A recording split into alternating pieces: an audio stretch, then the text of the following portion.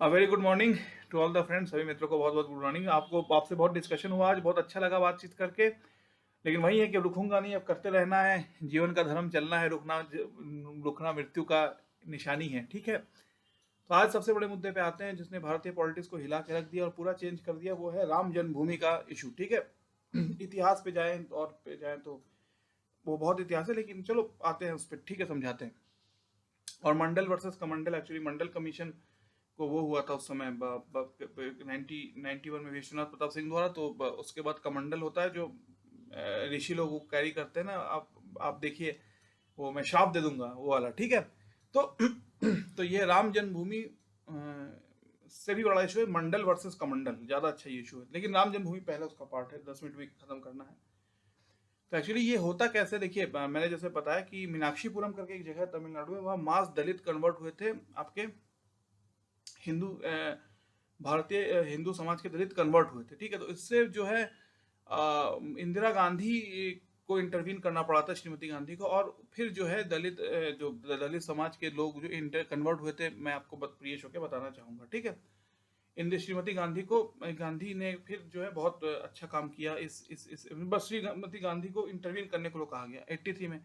84 में blue star हुआ, इंदिरा गांधी की हत्या हो गई। तो ये राम मंदिर का जो भी इशू था वो बहुत ही छोटा हो गया। एक्चुअली जब इंदिरा गांधी ने इस दलित कन्वर्शन को मीनाक्षीपुरम में उसमें बीच में आई थी, तभी से राम मंदिर का पहली बार जिक्र हुआ था, अगर आप देखें। ठीक है, लेकिन 84 में इंदिरा गांधी और पंजाब में बुरी हालत थी, बहुत काफी असम में बहुत बुरी हालत थी, और आपका तमिलनाडु में बुरी हालत थी, और ये जम्मू कश्मीर में तो हर समय ही रहता है, आप जानते हैं। तो राजीव गांधी पे बड़ा प्रेशर था। मैंने ये वीडियो बनाया था आपको एक बार भी, फिर मैं तो राजीव गांधी पे बड़ा प्रेशर था। और जिनकी माँ को 35 गोली लगी थी, सिखों की नरसंहार हुआ था दिल्ली में, और एक बहुत ही बुरी हालत थी देश में। प्राइम मिनिस्टर को बॉडीगार्ड द्वारा उनकी हत्या, और ऐसे बहुत बुरी हालत थी। ठीक है, तो तब जब राजीव गांधी जी का ऐसा पूरा इशू था, तो राजीव गांधी ऐसा हुआ, तो आप कहते हैं ना कि जितना जितना जो है इंसान को कुर्सी, जितनी बड़ी कुर्सी उतनी बड़ी जिम्मेदारी है। ये मैं आपको बता देता हूँ। एक आईआईटीएन बहुत मेहनत करके आईआईटी पास करता है, फिर आईएएस बनता है। ठीक है, और एक आम आदमी जो कि समझ लीजिए आज केजरीवाल या दो तीन जो कुछ बहुत ही highly educated prime minister chief minister बहुत ही कम है इंडिया। मोदी जी का देखें तो खुद कहते हैं वो बहुत बहुत साधारण परिवार से, चाय बेचने की फैमिली से थे।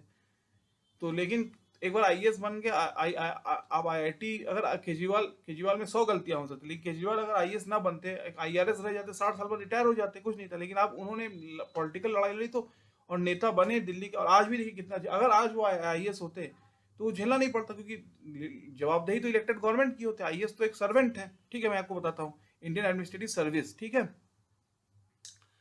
तो अगर आप आईआईटी निकल के आईएएस बन जाए, या आईपीएस बन जाए, या आईआरएस बन जाए, तो जिंदगी आराम से कटेगी नहीं, ये तो मैं नहीं कहता। लेकिन ये है कि आपको इतनी जवाबदेही नहीं है जितनी मोदी जी को देनी पड़ती है या योगी जी को देनी पड़ती है। ठीक है, पॉलिटिकल लीडरशिप के साथ जो बहुत बड़ा प्रॉब्लम है। ठीक है, ये मैं प्रियश होने के नाते आपको समझाना चाहता हूँ। तो राजीव गांधी पे बहुत प्रॉब्लम थी, और उनको जवाबदेही थी, और बहुत ही यंग थे। 82 में एशियन गेम्स में फंडामेंटली आए थे। उन्हें पॉलिटिक्स का कोई इतना बड़ा एक्सपीरियंस नहीं था, जितना बड़ा कि आपका जो है क्या नाम है इनका, ज्ञानी जैल सिंह, प्रणब मुखर्जी, क्या नाम है, पवार साहब, और रामाचंद्रन जी, और सबसे बड़े बड़े जो नेता थे जो अपने स्टेट में 20-30 साल से इलेक्शन लड़ रहे हैं, उनको सब जमीनी हक पता है। राजीव गांधी पायलट थे, और ऐसे आए थे उनकी माँ की मृत्यु के कारण राजीव गांधी जी को, तो वो सब पता है आपको ब्लू स्टार के बाद। तो 85 में केस हुआ। आज के अभी लोग ऑथेंटिक और पढ़ी लिखी बात और ऑन पेपर बात कहूंगा, हवा में बात करना आसान नहीं। इंदौर के में आज एक केस हुआ। शाह बानो नाम की एक महिला थी, उनके पति ने उनको डाइवोर्स दे दिया था, और जो है उनको बिल्कुल बेसहारा हो गई थी। वो कई बच्चों की माँ थी, और जो है ये कहा गया कि पति डाइवोर्स देंगे तो तुम्हें जो है उसका मेंटेनेंस देना पड़ेगा, पति को देना पड़ेगा। तो ये मुस्लिम पर्सनल लॉ में कहते हैं 5 या 3 महीने तक का होता है। तो फिर बहुत इसमें हुआ, कोर्ट में गया, कोर्ट से हम सब ने, कोर्ट से बड़ा, जब आम लोगों में बहुत ज्यादा इसको लेके एक अलग विचार था। जब ये सुप्रीम कोर्ट ऑफ इंडिया पहुंचा न्यू दिल्ली में, तो तब जगह सुप्रीम कोर्ट ने कहा, सुप्रीम कोर्ट ने कमेंट काफी किए वो, लेकिन फाइनल जो मेन जजमेंट था वो था कि एक तलाकशुदा औरत, एक डाइवोर्स्ड वुमेन को, अगर वो बेसहारा है तो उसके पति को उसको वो देना पड़ेगा, मेंटेनेंस मनी देना पड़ेगा उसको। 3 महीना मनी देकर छोड़ नहीं सकते। ठीक है, ये था। और मुस्लिम पर्सनल लॉ की मैं बात नहीं कर सकता, Christian personal law, Hindu personal law तो भी आप कहते हैं, हिंदू मेजोरिटी है सोसाइटी में, तो पर्सनल लॉज बहुत है इंडिया में, लेकिन मैं क्योंकि मेन रूल ये है कि जो क्रिमिनल लॉ है आपका यूनिफॉर्म है, सिविल लॉ इंडिया में यूनिफॉर्म नहीं है। यूनिफॉर्म सिविल लॉ या यूनिफॉर्म सिविल कोड इंडिया में एग्जिस्ट नहीं करता, ठीक है। प्रियेश होने के नाते मैंने आपको इतनी चीज बताई, ठीक है। अब आते हैं मुद्दे पे, ठीक, जो मैं कहना चाहता हूँ, जो बहुत इंपॉर्टेंट है आज। तो 85 में जब ये हुआ तो फिर राजीव गांधी बहुत नए थे और सबको लगा था कि इनको तो प्राइम मिनिस्टर दिया तो इन पर प्रेशर बनाना आसान है, अगर पंडित नेहरू होते शायद अलग। तो मुस्लिम ग्रुप ने बहुत कहा कि ये हमारे पर्सनल मामले हैं, इसमें गवर्नमेंट या कॉन्स्टिट्यूशन सीधे आ नहीं सकती, ये पर्सनल हमारा सिविल मैटर है। तो फिर बहुत बवाल हुआ और राजीव गांधी पे प्रॉब्लम ये थी कि पहले ही पंजाब में लौंगोवाल जी की हत्या हो गई, ठीक है। श्रीलंका में आपको देखा उनको बंदूक के पीछे से मारा गया जब इन्होंने इंडिया श्रीलंका पीस अकॉर्ड किया। आसाम में करीब आसाम एजिटेशन बहुत भयानक था जब इन्होंने एनआरसी और एनआरसी राजीव गांधी ने पहली बनाई है, ये बनाई थी एनआरसी आसाम में, हाँ ठीक है। और कश्मीर में तो आप जानते हैं 83 में इंदिरा वर्ल्ड कप आई थी तो पाकिस्तान जिंदाबाद के नारे लग रहे थे, ठीक है। प्रियेश होकर मैं आपसे कहना चाहता हूँ, ठीक है। तो राजीव जी और राहुल जी राजीव गांधी के साथ ऐसा था, नए थे, मतलब समझ लीजिए, आप समझ रहे हैं कि मतलब पॉलिटिक्स को हैंडल कैसे करेंगे, मैं बहुत सोच के हैरान होता हूँ, मेरे जन्म के बहुत पहले की ये बात है, ठीक है।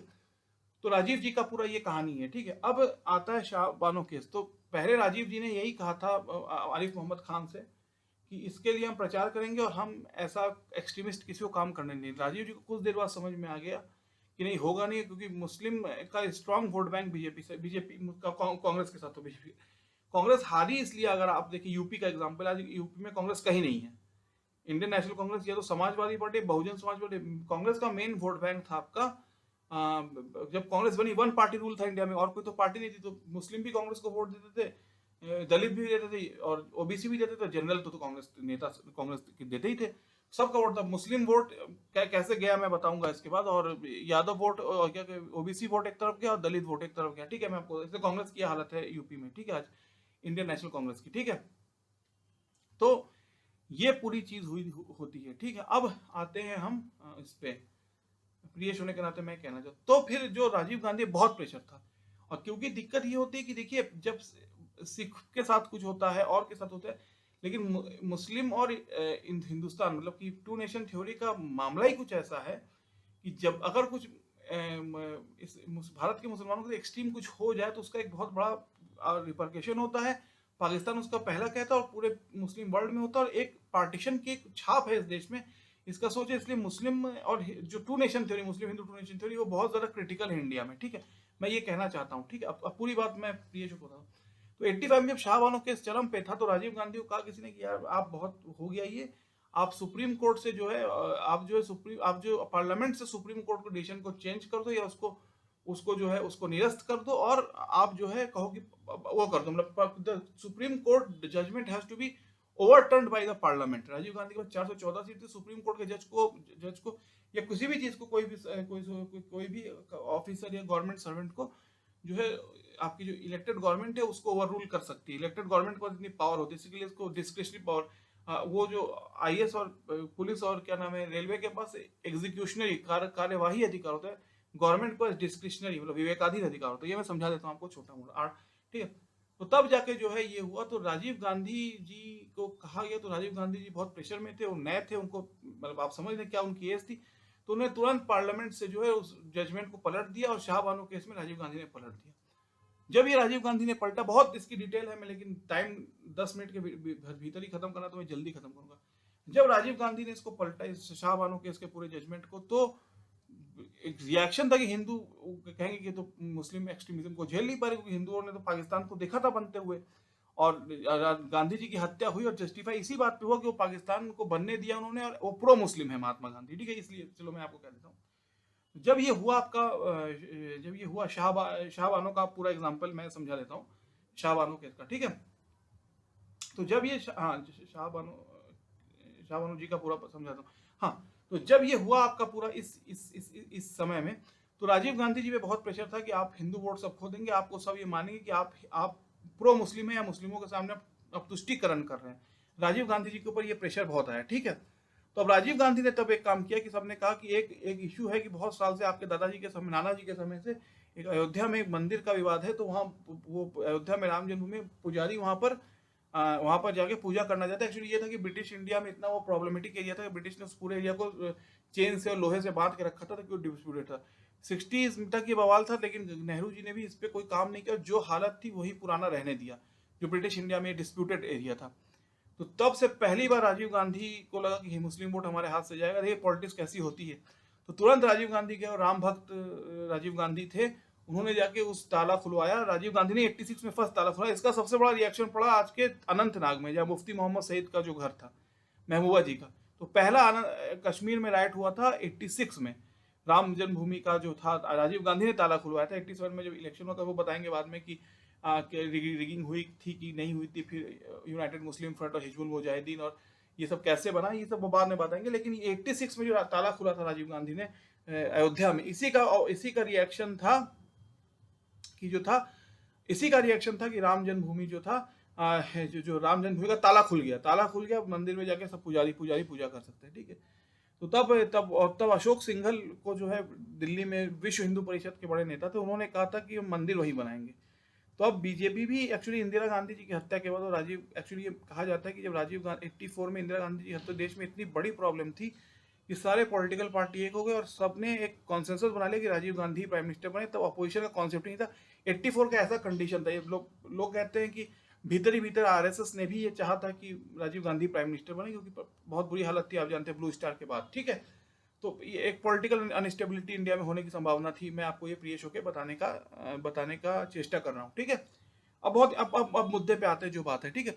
तो राजीव गांधी जी ने ताला खुलवाया, तो फिर अशोक सिंघल विश्व हिंदू परिषद ने कहा कि हम मंदिर वही बनाएंगे। तो फिर बीजेपी को लगा, और सारे जो बीजेपी के थे, जिसको राइट विंग कहते हैं, वो अशोक सिंघल के पास थे। बीजेपी के पास कम कैडर था, विश्व हिंदू परिषद के पास ज्यादा कैडर था अशोक सिंघल के पास। तब बीजेपी ने 89 में, मोस्ट प्रोबेबली पालमपुर एक एरिया है नॉर्थ इंडिया में, पालमपुर में रेजोल्यूशन दिया कि हाँ, we support the movement for the Ram mandir temple, Ram, और we support the movement for liberation of the temple in we support the movement for liberation of the temple. BJP का ये resolution था, Palampur resolution. Himachal Pradesh का ये डिस्ट्रिक्ट है पालमपुर, वहां पर बीजेपी ने ये रेजोल्यूशन लिया था।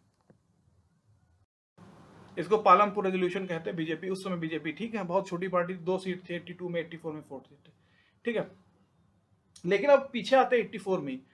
तो तब जो है आरिफ मोहम्मद खान, बहुत नए यंग लीडर थे, वो लड़ गए कि नहीं, मैं जो है राजीव गांधी को करने नहीं दूंगा, और मैं जो है शाह बानो को केस को डायलूट नहीं करने दूंगा। तो फिर किसी ने कहा उन्हें कि वो शाह बानो ही अपने बात पे फुल स्टैंड नहीं है, तुम क्यों इतना पड़े हुए हो। ऐसा आरिफ मोहम्मद खान, में थोड़ा जल्दी में बता रहा हूँ, आरिफ मोहम्मद खान जी से कहा। तो तब जो है अचानक अरुण सिंह और अरुण नेहरू सब बैठे, और क्या नाम है, पीवी नरसिम्हा राव बैठे, और सब ने कहा चलो इसको वापस ले लो, इस डिसीजन को रिवर्स करा दो। राजीव गांधी ने करा दिया अपने मेजोरिटी से, ठीक है।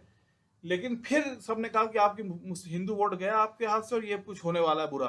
तब राजीव गांधी ने राम मंदिर का ताला खोला। तब आरिफ मोहम्मद खान ने कहा कि शाह बानो तो आपने खत्म कर दिया, ये राम मंदिर मूवमेंट जो है अब आप खत्म नहीं कर सकते, ये एक भयानक स्टेप हो गया है आपके द्वारा। और राजीव गांधी बस कुछ था नहीं, क्योंकि हिंदू वोट उनके हाथ से, और इतनी 414 की मेजोरिटी नेहरू को नहीं मिली थी, आप समझ लीजिए, ठीक है। और ऐसा कहा जाता है कि उस अयोध्या की धरती खुदाई हुई थी। के मोहम्मद सबसे बड़े वहां के थे, उन्होंने कहा था इसमें जो है नॉन मुस्लिम स्ट्रक्चर्स इस मस्जिद के नीचे थे, जो कि हमको मिले। ये के मोहम्मद जी ने कहा था उस आर्कियोलॉजिकल सर्वे में, ठीक है। ये बहुत बड़ा आधार है उस चीज का, ठीक है, जो मैं कहना चाहता हूँ, ठीक है। तो जब ये चीज हुआ तो राजीव गांधी, तो फिर अशोक सिंघल ने कहा, तो अशोक सिंघल के विश्व हिंदू परिषद है, उन्होंने जो है उससे ज्यादा, तो पालमपुर में बीजेपी को अभी तक, देखिए बात मैं बताऊं, बीजेपी के लोग बुराई करते हैं राम मंदिर के। राजीव गांधी ने ताला खुलवाया अनंतनाग में, जो है कश्मीर के अनंतनाग में बहुत बड़ा राइट हुआ उसके चक्कर में, ठीक है। अभी तक बीजेपी पिक्चर में नहीं थी 86 तक, फर्क बीजेपी पावर नहीं था, पावर तो 414 सीट कांग्रेस के पास थी। विश्व हिंदू परिषद ने इसको बहुत तेज उठाया मोस्ट प्रोबेबली, और जो राइट विंग को हार्ड लाइन ग्रुप कहते हैं। बीजेपी ने 89 में पालमपुर में रेजोल्यूशन दिया कि हाँ, हम इसको सपोर्ट करते हैं, रेजोल्यूशन लिया बीजेपी ने, ठीक है। अब यहाँ शुरू होती है राम रथ यात्रा, जो आडवाणी जी सोमनाथ से अयोध्या तक निकाली। और इतना भयानक यात्रा था कि इसमें सबसे बड़ा, राम लल्ला हम आएंगे, मंदिर वहीं बनाएंगे हमने सुना है इस सब चीजों को, हम तो पैदा भी नहीं होते तब। आडवाणी जी ने यात्रा अयोध्या, सोमनाथ से अयोध्या तक श्रीमान आडवाणी ने निकाली यात्रा। और ये बात है कि दो इसको हुआ था, जब ये यात्रा बिहार में पहुंची तो आडवाणी जी को गिरफ्तार कर लिया गया था लॉ एंड ऑर्डर के कारण, और जब ये यात्रा यूपी में पहुंची है तो मुलायम सिंह यादव ने कर सेवकों पे गोली चलाई थी। हाँ, तो मुलायम कर सेवक, अयोध्या की धरती लाल हो गई थी, ठीक है। तो ये था बहुत बड़ा इशू उस समय अयोध्या में और आपका ये वो बिहार में। तो तब जाके जो है इसको रुक गया ये यात्रा। लेकिन जो है, और ये यात्रा कैसे रुका, बहुत बड़ी बात है। तो इसका बहुत बड़ा रेफरेंस है। अब 89 में राजीव गांधी गवर्नमेंट बोफोर्स के चक्कर में गिर जाती है, ठीक है, राजीव गांधी इलेक्शन हार जाते हैं। उन्हीं के कैबिनेट में विश्वनाथ प्रताप सिंह जो इंदिरा गांधी के बहुत करीबी थे, उन्होंने कहा कि फेयर फैक्स से कंपनी की बोफोर्स का जो डील है, ये जो तोप खरीदने का, इसमें इसमें वो सौदेबाजी हुई है और इसमें जो है कहते हैं कट मनी जिसको कहते हैं, कट मनी जिसको कहते हैं ना कि क्या कहते हैं, सिंडिकेट मनी कह लीजिए, कट मनी कह लीजिए, रिश्वत जिसको कहते हैं, ब्राइब एंड कट मनी जो है, कट मनी सही शब्द है, लिया गया है। और ये जो है बोफोर्स की तोप में जो है ब्राइब या जो है क्या इलीगल मनी लिया गया है इंडिया के लीडर्स। और अब राजीव गांधी इतने यंग थे, उनको 414 सीट अचानक मिल गई थी। अब कौन कितना इसमें जिम्मेदार है ये कोई कह नहीं सकता, लेकिन विश्वनाथ प्रताप सिंह ने गवर्नमेंट के उस टाइम कहा कि राजीव गांधी गवर्नमेंट इसके लिए जिम्मेदार है। सबसे बड़ा प्रभाव अमिताभ बच्चन पे पड़ा, और अमिताभ बच्चन 89 के लिए चुने गए थे, 89 तक के लिए 5 साल के लिए एमपी चुने गए थे, इलाहाबाद से, जो प्रयागराज से, जो मेरा सिटी है। लेकिन वहां से जो है उनको फिर उन्होंने अपना इस्तीफा दे दिया अमिताभ बच्चन ने 87 में आकर। वो झेल नहीं पा रहे थे इतनी बदनामी बोफोर्स के कारण, ठीक है। अब राजीव गांधी की गवर्नमेंट गिरती है, राम रथ यात्रा निकलती है फ्रॉम टू अयोध्या, और विश्वनाथ प्रताप सिंह देखते हैं कि ये बहुत बुरी हालत है। विश्वनाथ प्रताप सिंह जो है लालू प्रसाद यादव को कहते हैं कि इसको रोको, आडवाणी जी को। एक्चुअली आडवाणी जी और आपका जो है बीजेपी और लेफ्ट और सब ने मिलकर, बीजेपी और लेफ्ट वीपी सिंह के गवर्नमेंट में थे। सोचिए, बीजेपी और लेफ्ट दोनों वीपी सिंह को समर्थन किए थे दिल्ली में। बीजेपी की, भारतीय जनता पार्टी और लेफ्ट पार्टी ने विश्वनाथ प्रताप सिंह जी को समर्थन किया था। जैसे रोकते बीजेपी समर्थन खींचते, विश्वनाथ प्रताप सिंह गवर्नमेंट गिर जाती है, ठीक है। The government falls and new government is installed, ठीक है। तो ये पूरी बात थी। तो फिर जो है ये पूरा इशू था, ये है, ठीक है। तो फिर दूसरी, फिर जो है, फिर रथ यात्रा, फिर तो रथ यात्रा निकली बहुत, जो ये रथ है, ये फर्स्ट 89 में सबसे पहला जो राम रथ यात्रा आडवाणी जी ने निकाली थी फ्रॉम अयोध्या टू सोमनाथ, और फिर जो है फ्रॉम सोमनाथ टू अयोध्या, और फिर इसको रोक दिया था विश्वनाथ प्रताप सिंह ने। बीजेपी ने समर्थन वापस लिया, विश्वनाथ प्रताप सिंह गवर्नमेंट गिर गई। नई गवर्नमेंट आई थी चंद्रशेखर जी की। उसके बाद पीवी नरसिम्हा राव की गवर्नमेंट आई थी 92 में। फिर ये हुआ कि मंदिर वहीं बनाएंगे, तो फिर ये यात्रा निकली। और जो है इस बार जो है उन्होंने 6 दिसंबर 1992 को बाबरी का पूरा वो इशू हुआ, जो आप देख सकते हैं किसी पे भी। और सबसे बड़ी बात है इसका, ये तो हुआ, लेकिन इसका जो आफ्टर इफेक्ट था वो ये था कि पूरे इंडिया में दंगे थे, कितने लोग मरे वो तो एक इशू है। सबसे बड़ा इशू इसका बॉम्बे पे हुआ, वहां पर एक्सटर्नल हथियार आए, वो आए और उसको बम से उड़ा दिया गया।